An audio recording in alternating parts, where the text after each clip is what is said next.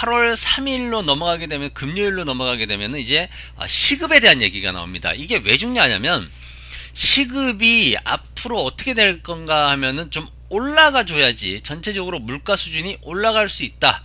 예, 이런 얘기를 합니다. 지금 그 한국에 계신 분들은 조금 오해하는 부분이 있어요. 뭐냐면 소비가 늘어나는 부분, 미국에서 소비가 늘어나는 부분에 있어가지고 이걸 갖다가 어떻게 해석을 했느냐면, 한국의 언론 보도를 보니까 해석을 어떻게 하냐면은, 그 미국의 소비가 늘어나는 거는 트럼프 대통령의 세금 개혁 정책이 이제서야 먹히는 그런 효과가 나왔다, 이렇게 합니다. 그런데 그건 아니에요. 그건 아닙니다. 뭐냐면 세금 개혁은 지난해에 세금 개혁을 효과를 본 거는 기업들이에요. 기업들이 예를 들어서 감가상각에 대한 것들을 갖다가 막 통으로 다 비용 처리를 하면서 세금 감면 혜택을 엄청나게 막 받고 막 이랬습니다. 한꺼번에 다 처리할 수 있게 해줬어요. 그러다 보니까 순이익이 있는데도 손실로 막 처리가 되고, 주가는 그런 것들을 보고 더 올라가고, 오히려 사람들이 역발상을 하게 돼서 더 올라가고, 이런 상황이었습니다. 기업들만 이익을 봤어요. 전년도 소득을 가지고 세금 보고한 개인들은 전혀 혜택을 못 받았습니다. 법이 개정이 안 됐어요. 개인들한테는.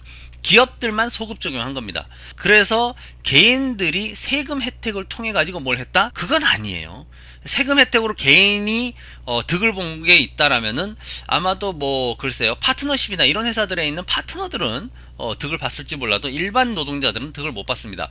그러면 지금 이게 왜 소비가 늘어나고 그러냐? 바로 시급에 대한 문제입니다. 시급에 대한 문제. 지금 최저임금이 13불이에요. 시간당 최저임금이. 그리고 올해 말 기준으로 해가지고 12월 31일 기준으로 15불로 올라갑니다. 뉴욕 지역 기준으로 해서. 이게 사실 지역별로 천차만별이긴 합니다. 어떤 지역은 아직도 8불대에 있는 경우도 있어요. 여기 가까운 뉴저지로만 넘어가도, 허드슨 리버 넘어가면은 거기는 최저시급이 아직도 뭐 8불 얼마, 10불 요런 데도 있습니다.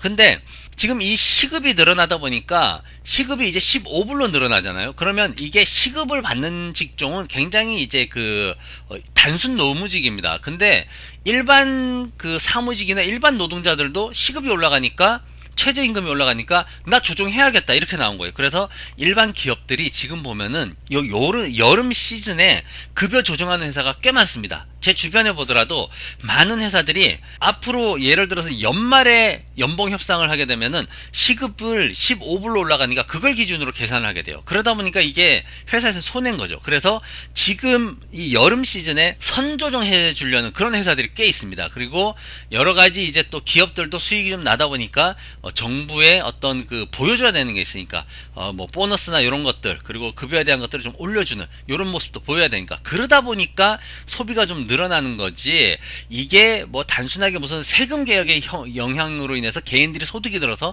그걸로 소비를 한다?